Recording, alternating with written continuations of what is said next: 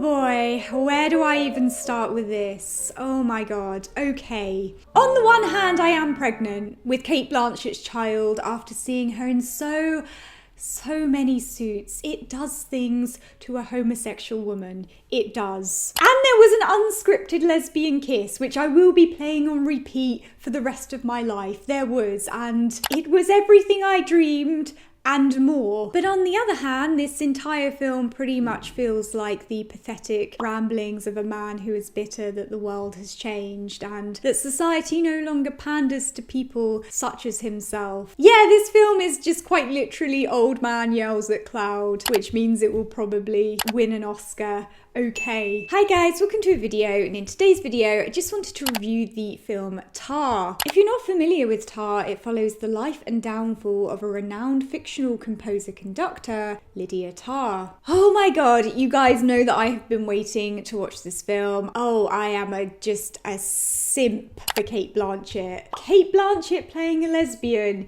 is very relevant to my interests. It is. Alright, so let's get into it. So I'm gonna start with what I liked about this film, which, as you may have guessed, pretty much heavily revolves around Cate Blanchett. I mean, she's a phenomenal actor. She is, and she blew this part out of the water. She did. And if there's a reason to see this film, it's because of her. 100%. She learned how to conduct for this role. She completely embodied the character of Lydia Tarr and committed to this role 2000%. The way that she carried the demeanor, the dialogue, and the interactions in this film so organically is seriously just so impressive. Like, she is a wonder to behold in this film. She really is. And if you're a lesbian watching this film, you are in for a good time. You are in for a very good time. Not only is Cate Blanchett in suits and masculine clothing for most of this movie, which looks incredible, she also has a wife, and it suits her. Seeing Cate Blanchett have an on-screen wife, it feels right, you know? It feels right deep in my soul, deep in my bones. It just looks correct. Unfortunately, we did only get one kiss in this movie, but that kiss is unscripted. That was the lesbian spirit overtaking Cate Blanchett in that moment, and it should be cherished. It should be very appreciated. This film is also relatable because you see women flirting with Lydia, and if I was her student, if I was within her proximity, I would also be doing the same thing. I would be risking it all. I'd let her take me to a hotel room. I would. Wife or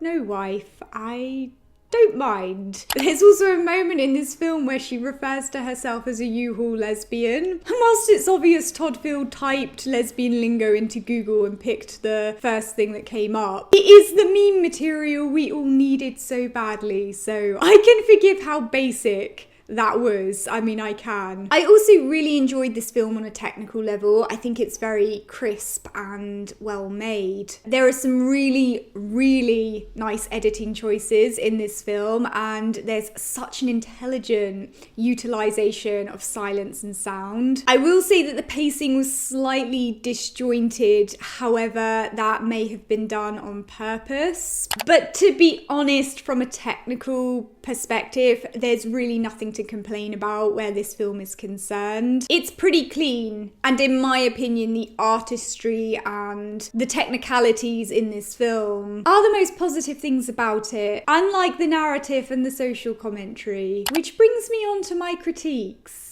In my opinion, this film is a very lazy, ill-informed, pathetic attempt at making commentary about cancel culture, the Me Too movement, and the connection between identity and art. It's awful to the point that I'm sort of surprised Cate Blanchett, who is a very intelligent woman, took on this role. That said, this kind of role for older women doesn't come along very often in cinema, and despite my own feelings about this film, one of the more positive aspects of it is that it does portray an older female character in a way which is not often seen on screen. It's quite refreshing to see this problematic, messy, selfish, older female character, but at the same time, what makes her character less impressive and what people should understand understand about this film is that Lydia Tarr is a male character played by a woman. And Todd Field's intentions for doing this were so an audience could look at sexual misconduct, abuse of power,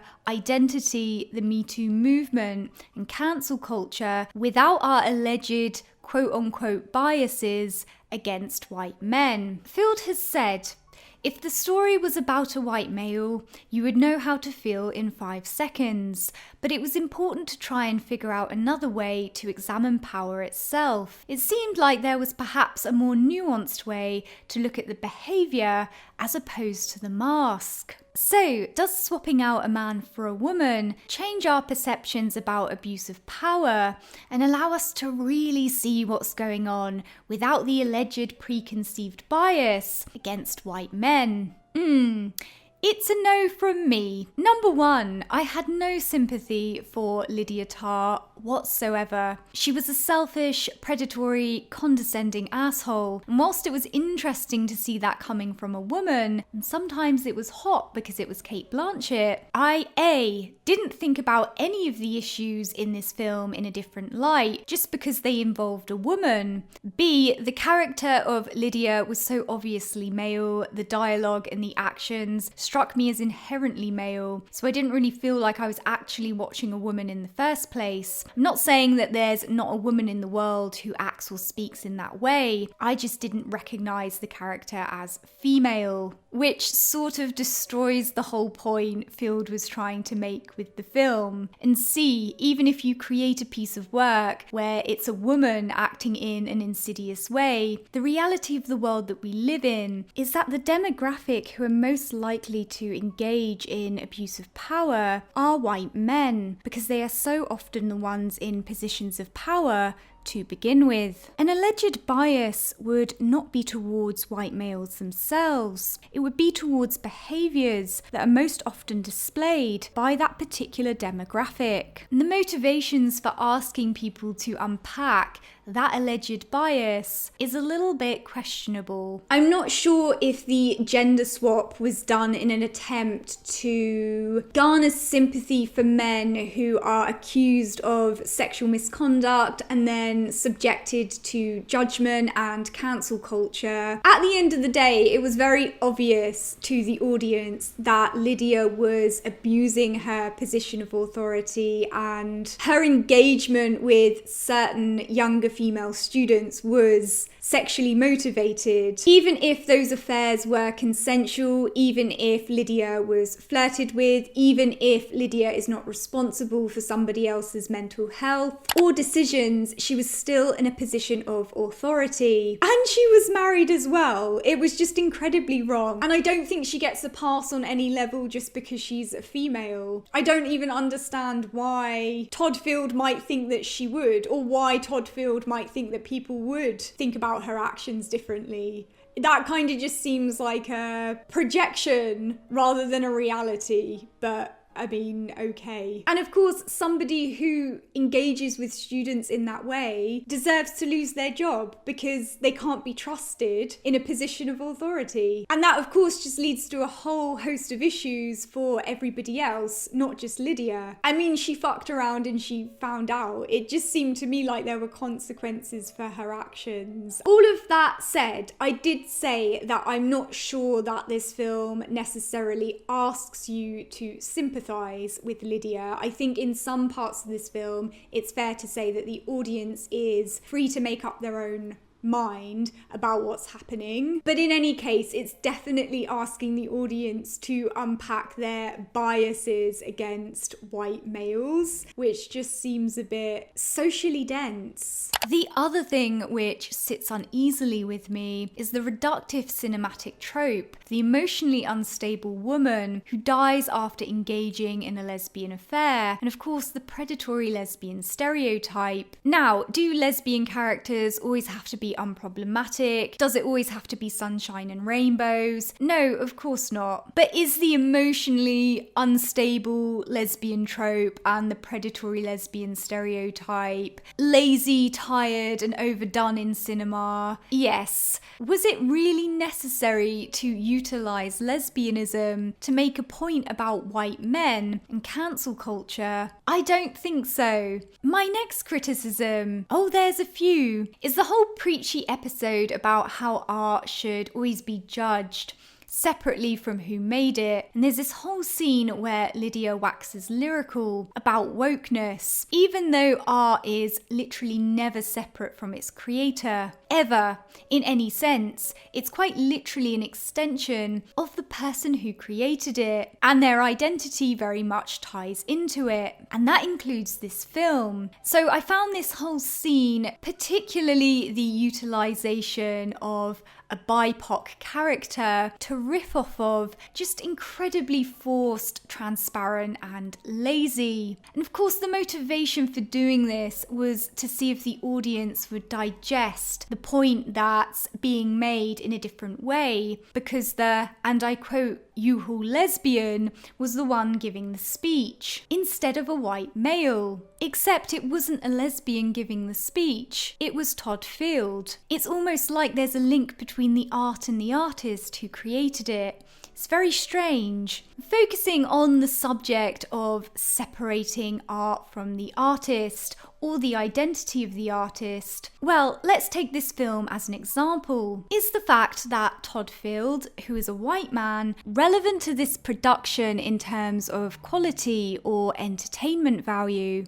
Not really. But is the fact the dialogue and the narrative in this film, created by Todd Field, who is a white male, relevant? Yes, because he is crafting a narrative surrounding an issue that primarily negatively affects women and other minorities, and it can't be anything but a distorted perception through his own lens. The characters are speaking his own feelings about art and identity. It's his frustrations that we're hearing. So all of his biases, all of his personal perceptions as a white male pertaining to those topics play into this film. Were his words not what Cate Blanchett was reading off of a script? But does that mean that what he's saying should be disregarded?